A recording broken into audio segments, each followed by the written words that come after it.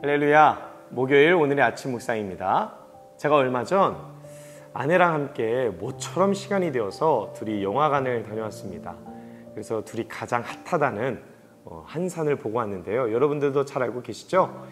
이순신 장군의 한산도 대첩을 그린 영화인데 너무 재미있고 너무 감동적이더라고요. 제가 그 영화를 보고 깨달은 게 하나가 있어요.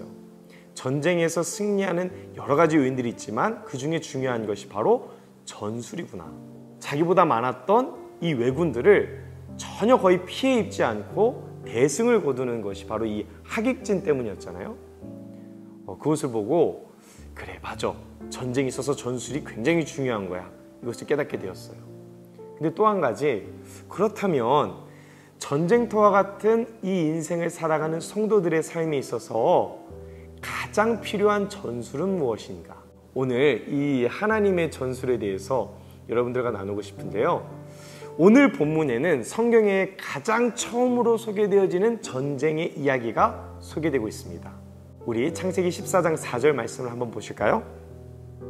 이들이 12년 동안 그돌라오멜을 섬기다가 제13년에 배반한지라. 사실 1절과 2절에 여러 가지 지명이 나오고 왕들의 이름이 나오는데 이것을 보면 좀 헷갈려요. 사실 우리가 잘 알지 못하는 지명이기도 하고, 그런데 가장 쉽게 이해하는 방법은 이겁니다. 그 당시 동방에 있었던 우리가 잘 아는 바벨론 지역에 4개의 국가들이 아주 강대국이었어요. 얼마나 강대국이었냐면 가나안 땅의 남쪽에 있었던 5개 국가들을 점령하고 그 5개 국가들이 이 동방의 나라들을 섬겼는데 12년 동안 그돌라오멜이라는 왕을 이 소돔이 섬기고 있었습니다. 여러분들도 잘 알고 계신 소돔은 당시에 강대국이었어요. 소돔도 꽤 잘 사는 나라였습니다. 그런데 이 소돔이 아마 조금 잘 나가니까, 좀 부유해지니까, 야 우리도 이제 이 정도 힘이면 더 이상 조공이나 이런 거 안 바쳐도 돼, 그돌라오멜 안 섬겨도 돼. 12년을 섬기다가 13년째 되는 해에 딱 배신을 한 거예요. 그러니까 이것을 알게 된 그돌라오멜이 그 주변의 국가들과 동맹을 맺고 이 북쪽부터 해서 이 소돔과 고모라를 치기 위해서 내려오는 겁니다. 그런데 워낙에 강대국이라 파죽지세로 그냥 쭉쭉쭉쭉 승승장구하면서 내려오는 거예요. 근데 이 소돔과 고모라 그 주변의 5국가들도 다 전략이 있었습니다. 바로 시딤 골짜기였어요. 이 전략적인 요충지를 먼저 점령을 하고 그 적들이 오기만을 기다리고 있었던 거예요.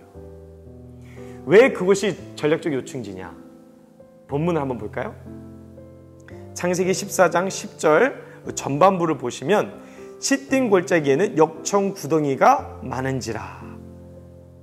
이 역청구덩이는 어떤 역할을 하냐면 사람이 한번 빠지면 나올 수 없는 아주 강력한 늪지대였어요.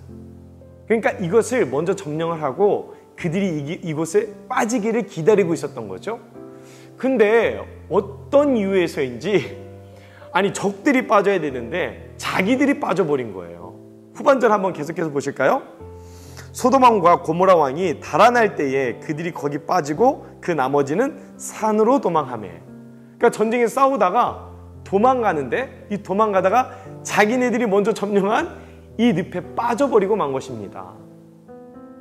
그러다 보니까 전쟁에 완전히 패해버린 거죠.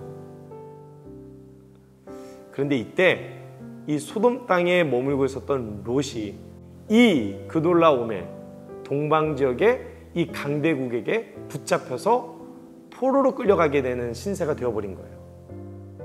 이 소식을 아브라함이 듣게 되는 겁니다. 그래서 그 롯을 구출하기 위해서 전쟁터로 나가게 되는 거예요.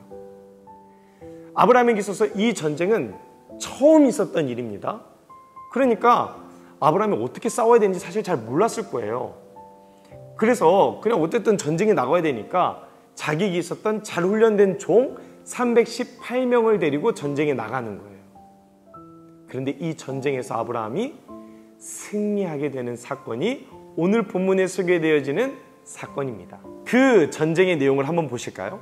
창세기 14장 14절에서 16절 보니까 아브라함이 그의 조카가 사로잡혔음을 듣고 집에서 길리고 훈련된 자 318명을 거느리고 단까지 쫓아가서 그와 그의 가신들이 나뉘어 밤에 그들을 쳐부수고 다메섹 왼편 호박까지 쫓아가 모든 빼앗겼던 재물과 자기의 조카 롯과 그의 재물과 또 부녀와 친척을 다 찾아왔더라. 근데 사실 이해가 안 됐어요. 아브라함은 여태까지 전쟁해본 경험도 없고 사실 전략도 없고 기껏 해봐야 그냥 자기 수하에 있었던 종들 가장 똑똑하고 잘 싸울 것 같은 힘이 있었던 318명 뽑아가지고 전쟁터 나간 건데, 아니 어떻게 그 강대국의 병사들을 이길 수 있었을까? 어떻게 이길 수 있었을까요? 저는 그 비밀이 아브라함이 하나님을 믿고 있었기 때문이라는 것을 발견하게 되었습니다. 아브라함이 의지할 수 있었던 것, 아브라함이 기댈 수 있었던 것, 세상에 그 어떤 것도 없었습니다. 전략적 요충지도 없었고요, 강대한 병력도 없었고요, 전략 전술 아무것도 없었습니다. 그러나 그가 의지하는 것은 하나님 한 분이었다는 거예요. 아브라함의 이 전쟁의 승리를 통해서 우리에게도 말씀하고 계시는 거예요. 이 세상에서 우리가 승리할 수 있는 비결이 시딤 골짜기에 있는 저 역청 구덩이도 아니고 강대한 병력도 아니라 하나님을 의지하는 것이라는 것을 가르쳐주고 있는 겁니다. 사랑하는 성도 여러분, 저와 여러분들도 그 하나님을 끝까지 신뢰하는 믿음으로 이 전쟁터와 같은 세상에서 승리하시기를 바랍니다. 이순신의 하객진이 아니라 우리 성도에게는 하익진, 하나님의 날개가 있는 줄로 믿습니다. 그래서 다윗도 이 사울을 도망다니면서 동굴 안에서 이 노래를 부른 거 아니겠어요? 우리 시편 57편 1절에서 3절 한번 보실까요? 하나님이여 내게 은혜를 베푸소서, 내게 은혜를 베푸소서. 내 영혼이 주께로 피하되 주의 나에게 그늘 아래에서 이 재앙들이 지나가기까지 피하리이다. 내가 지존하신 하나님께 부르짖으며 곧 나를 위하여 모든 것을 이루시는 하나님께로다. 그가 하늘에서 보내사 나를 삼키려는 자의 비방에서 나를 구원하실지라. 하나님이 그의 인자와 진리를 보내시리로다. 사랑하는 성도 여러분, 우리는 이 다윗과 아브라함처럼 내 생각과 내 전략과 전술을 의지하는 것이 아니라 하나님의 날개를 의지하는 지혜로운 성도들이 되기를 바랍니다. 때로는 정말로 막막한 인생 속에서 어떻게 살아가야 되나 답답하고 계획도 세울 수 없을 만큼 암담한 현실이 우리 앞에 펼쳐질지도 모르겠어요. 그러나 다윗이 하나님의 날개를 의지하고 하나님의 그늘 아래 거하는 것을 자신의 힘인 것을 깨달은 것처럼 여러분들도 여러분들의 삶을 보호하시고 계시는 그 하나님의 날개를 의지할 때에 우리의 삶 가운데 승리가 임할 줄로 믿습니다. 그래서 오늘의 하루의 삶도 그 하나님의 날개를 의지하시고 아브라함처럼 하나님을 믿는 믿음으로 말미암아 승리하는 인생이 되시길 예수님의 이름으로 축복합니다. 기도하겠습니다. 사랑의 아버지 하나님, 세상은 이 세상의 것들을 의지하며 승리하기를 원하지만 하나님, 우리는 하나님의 날개를 의지하는 지혜로운 성도가 되게 하여 주시옵소서.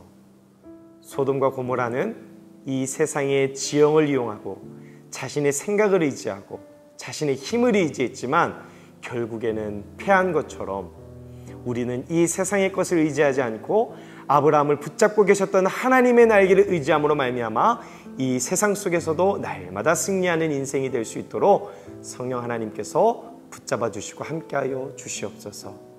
살아계신 예수님의 이름으로 기도드렸습니다. 아멘. 이겨놓은 싸움 승리하게 하시는 여호와 이래 놀라운 주님, 하나님 별과 같은 축복의 약속 반드시 내게 이루시리라. 이겨놓은 싸움 승리하게 하시는 여호와 이래 놀라운 주님, 하나님 별과 같은 축복의 약속 반드시 내